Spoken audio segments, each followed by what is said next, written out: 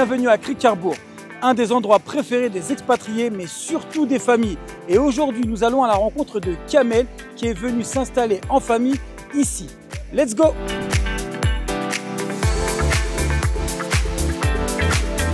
Salut Kamel. Bonjour Mounir. Tu vas bien? Ça va et toi? Bah écoute, super. Bienvenue chez moi, bienvenue à Cricarbourg. Merci de nous accueillir dans ton environnement à Cricarbourg, un des endroits préférés des expatriés mais aussi des familles. Donc aujourd'hui, j'ai quelques questions pour toi. Avec plaisir, on y va.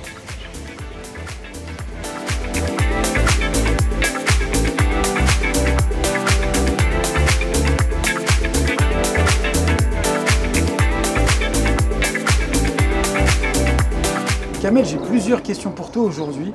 La première, c'est pourquoi avoir choisi Dubaï? Dubaï, ça a été mon premier voyage en famille pour mon voyage de noces en 2017 et je suis totalement tombé amoureux de cette ville et je me suis dit depuis ce jour que j'allais m'installer dans cette ville. Donc tu es venu pour ton voyage de noces et qu'est-ce qui s'est passé après?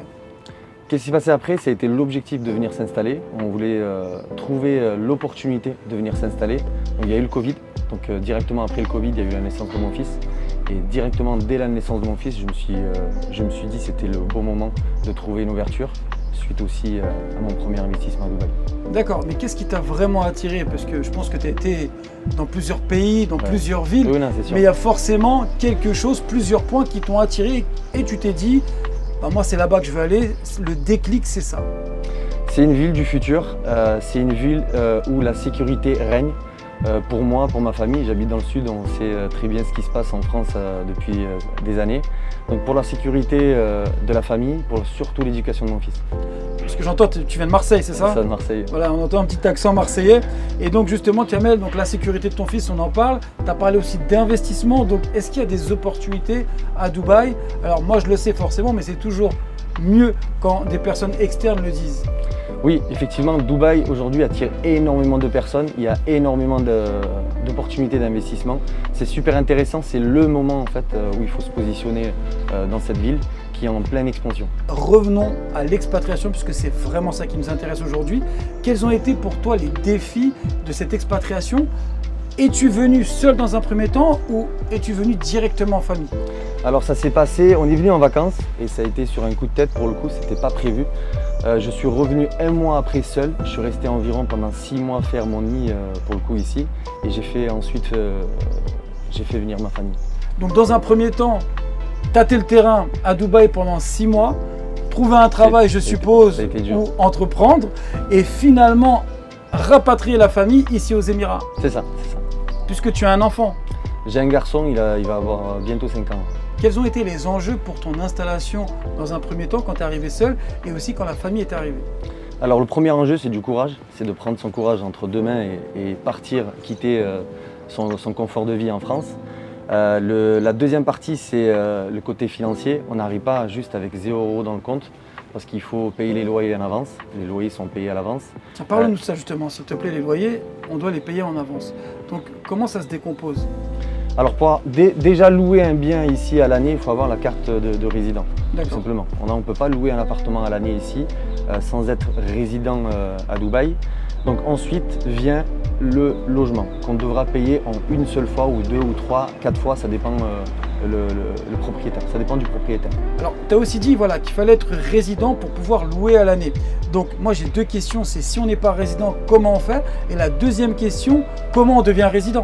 Alors, on peut louer à l'année ici. Bon, c'est plutôt des contrats mensuels ou Airbnb à la nuit, donc le coût est quand même considérable. Si on n'est pas résident? Si on n'est pas résident. Par contre, pour devenir résident, il y a 3 façons. Soit on ouvre une société, soit on est employé au sein d'une société, ou on est investisseur immobilier, où là on obtient un visa investisseur. Voilà, puisque donc je le rappelle, hein, à 190 000 €, on peut obtenir un visa investisseur de 2 ans renouvelable tant que vous avez le bien, mais également à partir de 500 000 €, vous pouvez obtenir ce qu'on appelle le Golden Visa, ce qui vous donne une résidence de 10 ans. Et pour ton fils, au niveau de l'école, tu me disais? Donc la première partie c'était les loyers, la deuxième partie c'est la scolarité. La scolarité ici n'est pas gratuite, c'est privé. On a de tout concrètement, il y a des gens qui parlent des sommes astronomiques, mais on peut avoir du 3 000, 5 000, 7 000, 10 000 € à l'année pour chaque enfant. en fonction en fait, de l'âge et en fonction des écoles qu'on choisit. Donc ici, on trouve également des écoles françaises, des écoles anglaises. Comment ça se passe? Il y a toutes les écoles internationales ici, que ce soit anglaise, américaine, italienne, germaine, française. Donc ça dépend du cursus scolaire qu'on souhaite mettre en place pour son fils. Moi personnellement, j'ai choisi le cursus anglais. Donc je vais l'inscrire en septembre en école internationale anglaise. Quels sont les avantages de vivre en famille à Dubaï? Alors ici à Dubaï, on a 365 jours de soleil, l'avantage, donc c'est magnifique. Et on peut profiter de la nature, on peut profiter de la température et des activités, surtout pour mon fils. Donc il y a énormément d'activités pour les enfants, il y a des restaurants, donc les soirs, les week-ends, on se sent en vacances. En fait, on travaille la semaine, mais les week-ends, le reste du temps, on est en vacances. Donc si je comprends bien, Dubaï, c'est la ville des opportunités, c'est la ville du confort, c'est la ville de la sécurité. Est-ce que tu aurais d'autres mots à me rajouter, d'autres adjectifs à associer à Dubaï? Vivre votre rêve et changer de vie, concrètement. Donc on parle plus de l'American Dream, on parle... C'est Dubai Dream, c'est fast life pour le coup.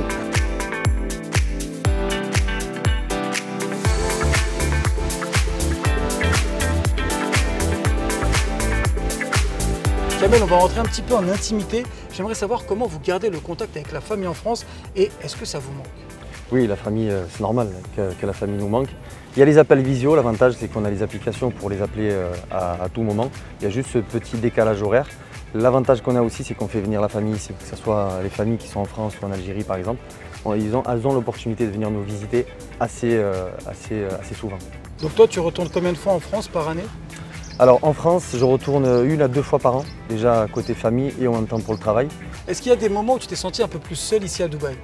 La période la plus compliquée pour moi, ça a été l'installation. Je suis resté 6 mois seul ici, donc à cravacher, travailler durement pour faire venir ma famille. Et donc ça a été compliqué, la petite séparation avec ma famille et mon fils. Donc en 6 mois, tu as quand même réussi à trouver un équilibre financier? Oui. À trouver un appartement, donc un logement pour toi et ta famille. Ouais, c'est ça. Voilà, donc est-ce qu'il y a eu des complexités, des difficultés par rapport à tout ça? Alors la période la plus compliquée pour moi, ça a été l'installation, les 6 premiers mois, loin de ma famille, loin de ma femme, loin de mon fils, loin de toute la famille pour le coup. La difficulté, la pression.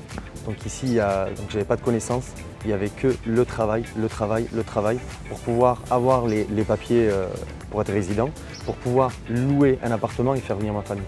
Donc aujourd'hui, tu as trouvé ton équilibre avec ta famille.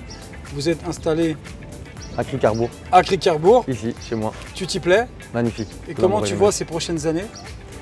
Alors le futur pour moi, c'est de rester le plus longtemps possible à Dubaï. C'était mon endroit rêvé avec ma femme. Mon fils s'y plaît, on s'y plaît de plus en plus. Et je ne pense pas que je puisse trouver un confort de vie aussi inégalé que Dubaï. Est-ce que ta relation a changé avec ta famille qui est en France? Non, au contraire, elle s'est fortifiée au fur et à mesure du temps. Donc on essaie de garder contact, de les faire venir, d'y aller, pour ne pas perdre aussi ce fil conducteur, surtout avec mon fils. Donc ta famille vient à Dubaï plusieurs fois par année? Ouais, plusieurs fois. C'est l'avantage que moi je travaille beaucoup et eux ils ont un peu plus de temps pour certains, par exemple les parents, ma mère, les frères et sœurs, ceux qui peuvent se libérer, ils viennent me voir. J'ai quand même une question, quel est ton objectif sur les 2-3 prochaines années?